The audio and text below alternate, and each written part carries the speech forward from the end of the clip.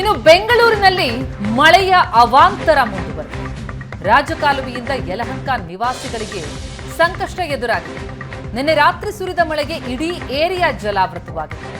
ಯಲಹಂಕದ North Wood apartment ಕೆರೆಯಂತಾಗಿದೆ. ಒಂದು ವಾರದಿಂದ ರಾಜಕಾಲುವೆಯಿಂದ ನೀರು ಹರಿತಾ ಇದೆ. ರಾಜಕಾಲುವೆ ನೀರಿನ ವಾಸನೆಗೆ ನಿವಾಸಿಗಳು ಕಂಗಾಲಾಗಿದ್ದಾರೆ. ಇದು ಬೆಂಗಳೂರಿನಲ್ಲಿ ಮಳೆಯಿಂದಾದಂತಹ ಸಂಕಷ್ಟ.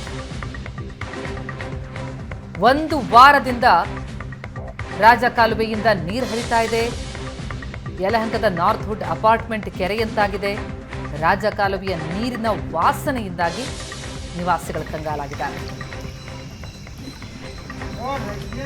ಆ ನೀರನ್ನ ಹೊರಹಾಕೋದೇ ಈಗ ಹರಸಾಹಸದ ಕೆಲಸ. ವಾರದ ಹಿಂದೆಯೇ ಈ ಬಗ್ಗೆ ಬಿಬಿಎಂಪಿಗೆ ಪತ್ರ ಬರೆದಿದ್ದಾರೆ.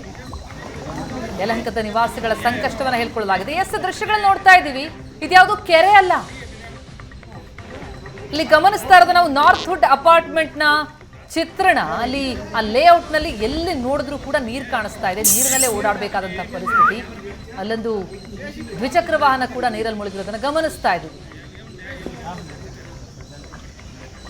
ಯಲಹಂಕದ ನಿವಾಸಿಗಳಿಗೆ ಭಾರಿ ಸಂಕಷ್ಟ.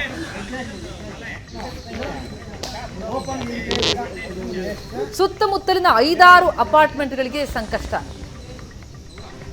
ರಾಜಕಾಲುವೆ, ಮಳೆ ನೀರು ಎಲ್ಲ ಸೇರಿ ಒಂದು ಕಡೆ ಈ ರೀತಿ ನೀರು ಆವರಿಸ್ಬಿಟ್ಟಿದೆ, ಓಡಾಡೋದಕ್ಕಾಗಲ್ಲ. ಮತ್ತೊಂದೆಡೆ ರಾಜಕಾಲುವೆಯ ನೀರು ಕೂಡ ಸೇರ್ಕೊಂಡಿರೋದ್ರಿಂದಾಗಿ ಕೆಟ್ಟ ವಾಸನೆ. ಆ ನೀರಿನ ವಾಸನೆ ನಿವಾಸಿಗಳನ್ನ ಕಂಗಾಲಾಗಿಸಿದೆ, ಸಂಕಷ್ಟ ಮಾಡಿದೆ.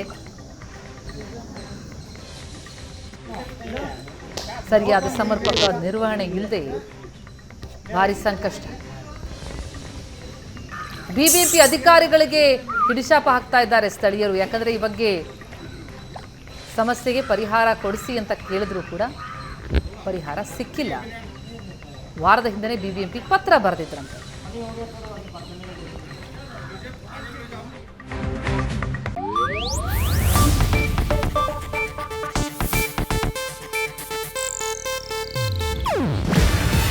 ಇದು ಏಷ್ಯಾನೆಟ್ ನ್ಯೂಸ್ ನೆಟ್ವರ್ಕ್ ಪ್ರಸ್ತುತಿ. ನೀವು ನೋಡ್ತಿದ್ದೀರಾ ಏಷ್ಯಾನೆಟ್ ಸುವರ್ಣ ನ್ಯೂಸ್.